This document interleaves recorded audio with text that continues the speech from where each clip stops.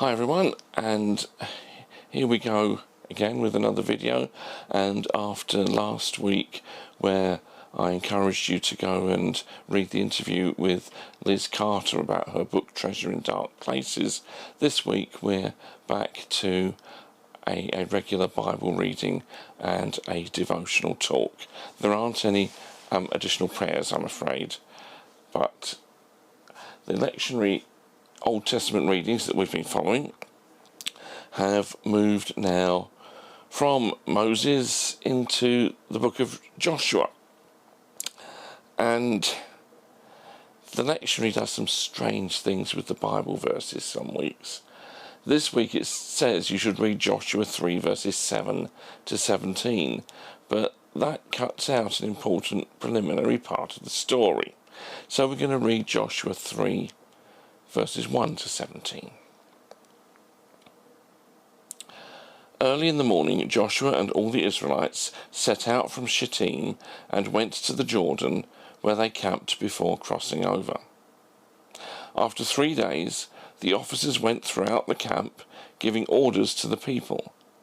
When you see the ark of the covenant of the Lord your God and the Levitical priests carrying it, you are to move out from your positions and follow it. Then you will know which way to go, since you have never been this way before.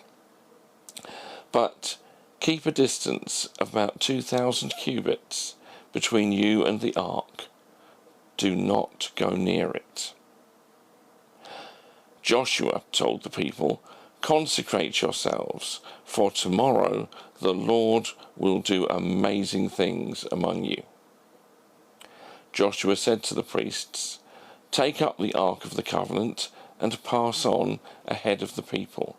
So they took it up and went ahead of them. And the Lord said to Joshua, "Today I will begin to exalt you in the eyes of all Israel, so that they may know that I am with you, as I was with Moses. Tell the priests who carry the ark of the covenant, when you reach the edge of the Jordan's waters, go and stand in the river." Joshua said to the Israelites, "Come here and listen to the words of the Lord your God. This is how you will know that the living God is among you, and that he will certainly drive out before you the Canaanites, Hittites, Hivites, Perizzites, Girgashites, Amorites, and Jebusites. See, the ark of the covenant of the Lord of all the earth will go into the Jordan ahead of you. Now then, choose 12 men from the tribes of Israel, one from each tribe. And as soon as the priests who carry the ark of the Lord of all the earth, set foot in the Jordan, its waters flowing downstream will be cut off and stand up in a heap." So when the people broke camp to cross the Jordan, the priests carrying the ark of the covenant went ahead of them. Now the Jordan is in flood all during harvest. Yet as soon as the priests who carried the ark reached the Jordan, and their feet touched the water's edge, the water from upstream stopped flowing. It piled up in a heap a great distance away, at a town called Adam in the vicinity of Zarethan, while the water flowing down to the Sea of the Araba, that is the Dead Sea, was completely cut off. So the people crossed over opposite Jericho. The priests who carried the ark of the covenant of the Lord stopped in the middle of the Jordan and stood on dry ground, while all Israel passed by until the whole nation had completed the crossing on dry ground.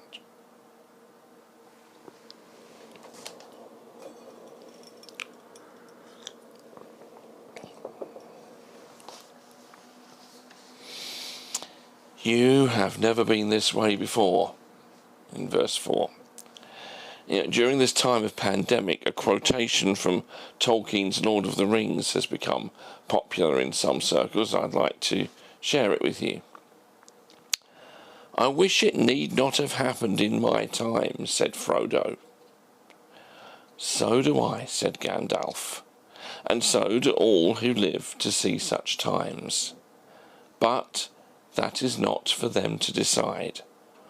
All we have to decide is what to do with the time that is given us."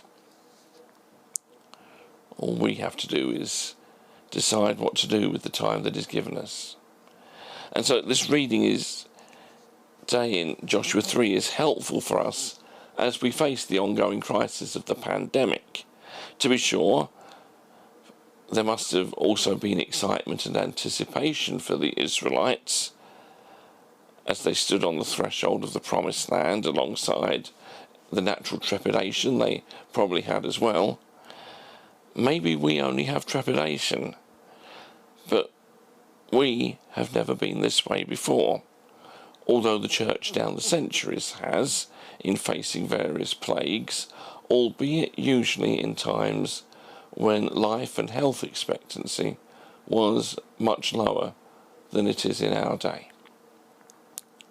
So what clues does this story offer us as we stand sometimes, in the words of the old Rodgers and Hart song, bewitched, bothered and bewildered? Clue number 1, in verses 3 and 4, the Ark of the Covenant. Follow it, then you will know which way to go. The Ark of the Covenant was the portable sign of God's own portable presence with the Israelites, as the tablets of the Ten Commandments were taken round in it. So if the Israelites are told to follow the Ark of the Covenant and thus know which way to go, it must mean that the presence of God is going ahead of them. They simply have to go in that direction too. Follow the sign of God's presence. What does that mean for us? I'm tempted to say it was easier for the Israelites. They could see the Ark of the Covenant. How do we discern the presence of God? Well, you could say a lot about that, but I think one thing it means is look for where we are seeing God's people doing Jesus-like things and take inspiration from there. It's so hard sometimes at present just to keep the show on the road with the church, but there are also encouraging examples of what God's people are doing at this time that might help us to take heart and also challenge us about our way forward with Jesus and his presence today by his Spirit. The other week, Premier Christian Radio collected several stories of what various Christians have done during the pandemic. There was the pizza pastor, a minister who, inexplicably to me, found himself with more time on his hands in lockdown. So he took a second job as a pizza delivery driver, and he had pastoral conversations with people when he called with their orders. There was the hospital chaplain who, knowing that families could not see their loved ones in hospital, took written messages and printouts of emails to patients on the ward and read them to them. There were the churches in Devon who purchased an old black taxicab with which to ferry elderly and vulnerable people to hospital appointments. Why a black cab? Because if you've been in one, you know there's a screen between the driver in the front and the passengers in the back. And that made it COVID safe. Or Premier also told the story of the Northern Irish pastor who caught coronavirus, was hospitalised and moved to intensive care. And when he thought he might be dying, he heard the audible voice of God speaking to him in these words, "You are more than a conqueror." He began to recover and then told his story to those he met in the hospital and beyond. Or, just one more, the lady in Bolton who set up a free fruit and veg stall outside her home. She would order more fruit and veg each week from the supermarket than she needed and give away the excess to anyone who needed it. Look for the Ark of the Covenant and follow it.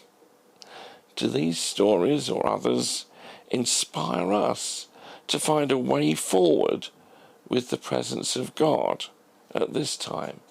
Do they set you thinking? Clue number 2, in verse 5. Consecrate yourselves, for tomorrow the Lord will do amazing things among you. Now remember, at this point, the Israelites don't know the miracle that God is going to perform. They simply know that they must follow the Ark of the Covenant, the sign of his presence.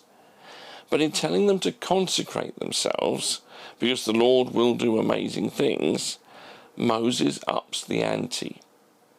We can speculate what precisely they did to consecrate themselves.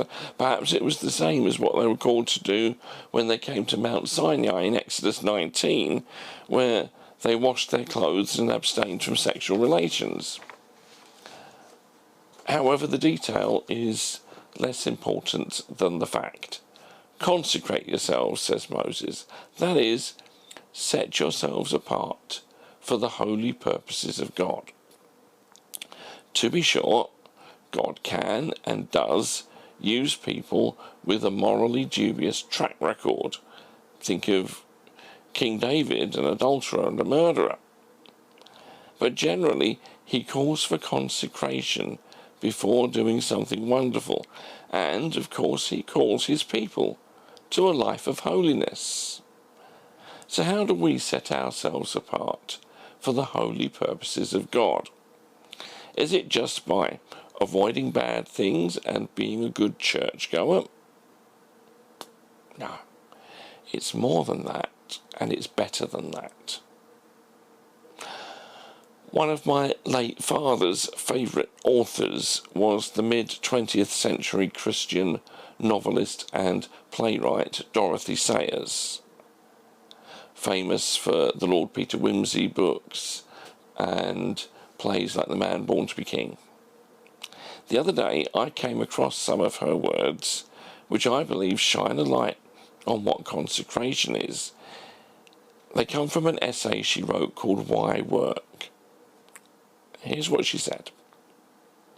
The church's approach to an intelligent carpenter is usually confined to exhorting him not to be drunk and disorderly in his leisure hours and to come to church on Sundays. What we should be telling him is that he should make good tables. Make good tables. Do everything you do to the glory of God. From how we work at our laptops to how we cook the dinner, we are to do it all with a Christ-like attitude. Yes, overtly religious practices like prayer are involved too. But if we consecrate ourselves to God, it will be as much about the way we conduct our ordinary routines as it is about anything else. Do we want to see God do something wonderful in our day as we find ourselves in this place where we've never been before? Well, if we do, let's consecrate our everyday actions to him. Clue number 3, this is the last one. Verse 8, tell the priests, stand in the river. When the Israelites enter the wilderness, God parts the Red Sea.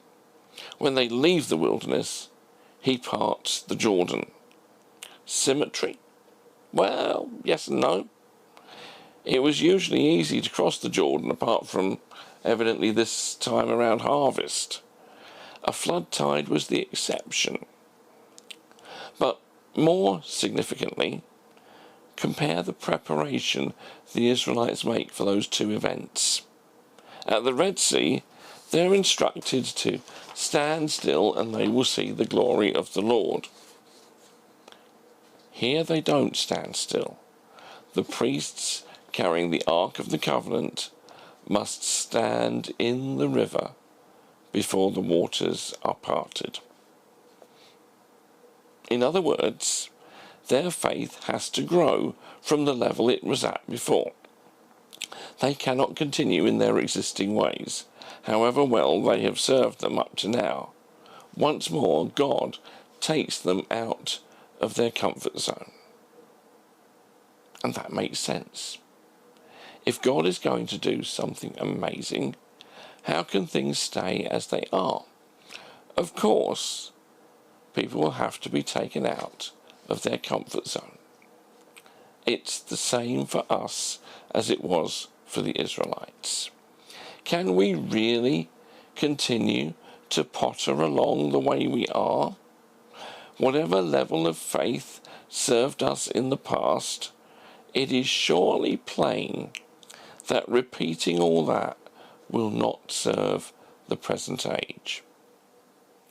So, although it's tiring just to get the basics done at present, with all the extra policies and duties we have to put in place, if anyone thinks that our goal can simply be to return to normal, whatever that is, once the pandemic is over, then anyone who says that is frankly not serving the kingdom purposes of God. If each of us took a moment to reflect, we would probably realise that there are areas of our lives where we don't find it a problem to trust God. But there are other parts where we know it's a struggle to hand them over to God. What if the key to God doing something new and special in our day were that we needed to start trusting Him in areas of our lives where we're currently holding on to them tightly? What are those areas? Money? Our children? Our health? Our church? Our job? Our friends? Something else? And what if God is whispering to us, urging us to relax our iron grip on these things and entrust them to Him? If we do, then maybe we just open things up for Him to do something amazing among us. So, the three clues come down to these things. Look for the signs of God's presence and go there. Dedicate even the most ordinary parts of your life to God and let Him stretch your faith. I began this talk with some rather sobering words from the Lord of the Rings. I want to close with some more hopeful words from the same source. A couple of bits of verse, like the opening quote. It comes from the first of the three Lord of the Rings books, the Fellowship of the Ring. All that is gold does not glitter. Not all those who wander are lost. The old that is strong does not wither. Deep roots are not reached by the frost. From the ashes a fire shall be woken. A light from the shadows shall spring. Renewed shall be the blade that was broken. The crownless again shall be king. So may God awaken a fire from our ashes and spring a light from our shadows. And may He do wonderful things in our day too. God bless you all. Please, as usual, like, comment, subscribe, Hit the bell icon to get the instant notifications. Please share this on social media if you think others would find it helpful. And God willing, I will see you next week with another video. Bye-bye.